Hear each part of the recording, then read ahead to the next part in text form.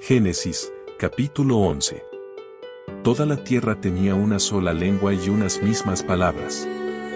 Y aconteció que, al irse trasladando desde el oriente, hallaron una llanura en la tierra de Sinar, y se establecieron allí. Y se dijeron unos a otros, vamos, hagamos ladrillo y cosámoslo con fuego. Y el ladrillo les sirvió en lugar de piedra, y el betún en lugar de mezcla.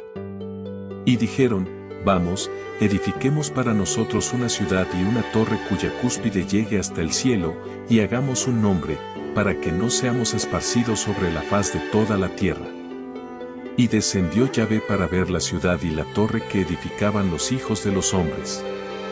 Y dijo Yahvé, he aquí que todos son un pueblo, y tienen una sola lengua, y esto es lo que comienzan a hacer. Ahora, nada les será imposible de lo que se propongan hacer.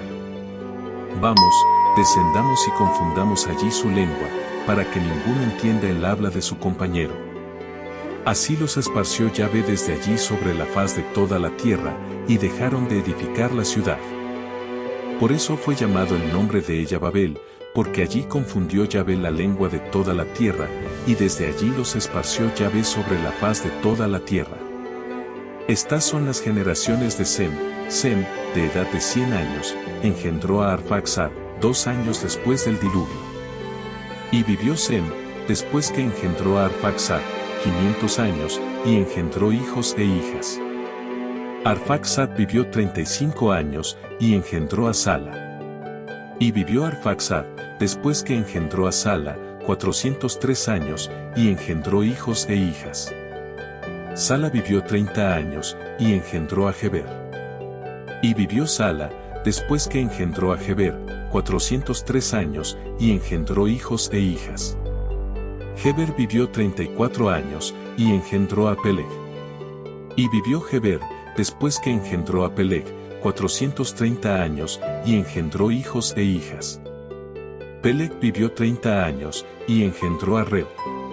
Y vivió Peleg, después que engendró a Reu, 209 años, y engendró hijos e hijas. Reu vivió 32 años, y engendró a Serug. Y vivió Reu, después que engendró a Serug, 207 años, y engendró hijos e hijas. Serug vivió 30 años, y engendró a Nacor. Y vivió Serug, después que engendró a Nacor, 200 años, y engendró hijos e hijas. Nacor vivió 29 años, y engendró a Terach. Y vivió Nacor, después que engendró a Terach, 119 años, y engendró hijos e hijas.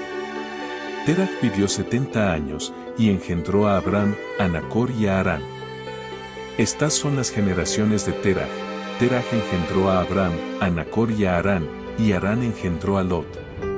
Y murió Harán antes que su padre Terach en la tierra de su nacimiento, en Ur de los Caldeos. Y tomaron a Abram y Nacor para sí mujeres. El nombre de la mujer de Abram era Sarai, y el nombre de la mujer de Nacor, Milca, hija de Harán, padre de Milca y de Isca. Mas Sarai era estéril, y no tenía hijo. Y tomó Terach a Abram su hijo, y a Lot hijo de Harán, hijo de su hijo, y a Sarai su nuera, mujer de Abram su hijo, y salió con ellos de Ur de los Caldeos, para ir a la tierra de Canaán, y llegaron hasta Harán, y se quedaron allí. Y fueron los días de Terach 205 años, y murió Terach en Harán. Ahora, vamos a evaluar lo que aprendimos del capítulo. También, te invitamos a ver otros videos similares que tenemos para ti en esta sección de acá arriba. ¿Por qué decidieron los hombres construir la Torre de Babel?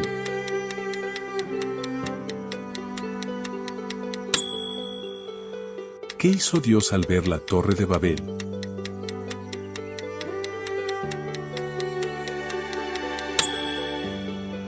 ¿Quién es el padre de Abraham?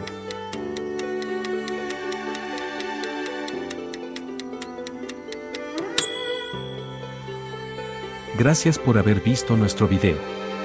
Si te gustó, dale like, suscríbete y dale clic a la campanita para estar informado sobre nuevos videos. Esto nos ayuda a continuar con este canal.